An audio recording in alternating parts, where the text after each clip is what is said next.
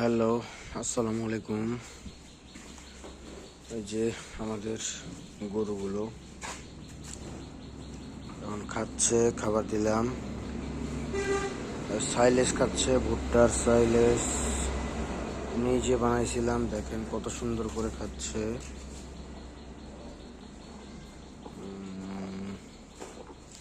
এই হলো আমার গরু, আমাদের দুই ভাইয়ের গরু এগুলো আর কি।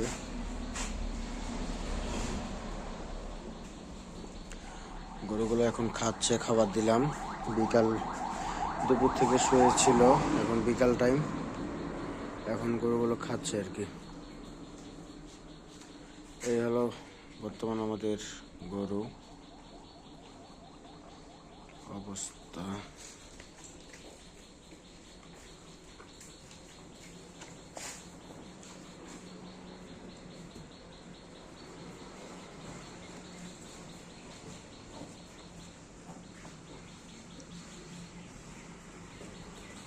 এগুলো নিজের হাতে সাইলেজ বানাইছিলাম, নিচে ঢোপ করে রাখছি আমি।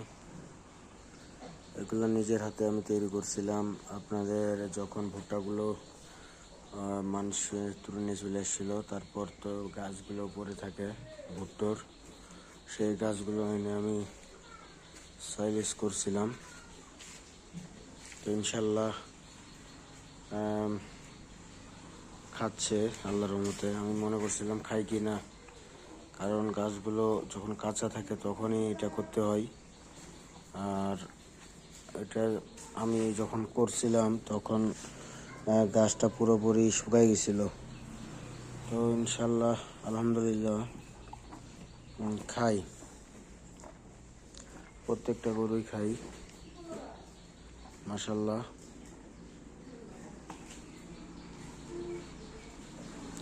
প্রত্যেকটা গরুই খাচ্ছে।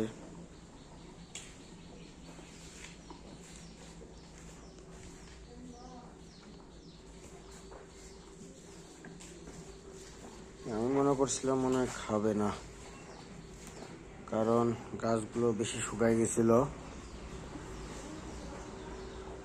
তারপরেও চিন্তা করলাম যে খড় তো একদম শুকাই আমরা নিয়ে আসি, খড় যদি খেতে পারে এটা কেন খাবে না। তো ইনশাল্লাহ পরিশ্রম অবশ্যই কাজে লেগেছে, পরিশ্রম বেফলে যায় নাই। শুকনাগুলাই আমি রেখেছিলাম।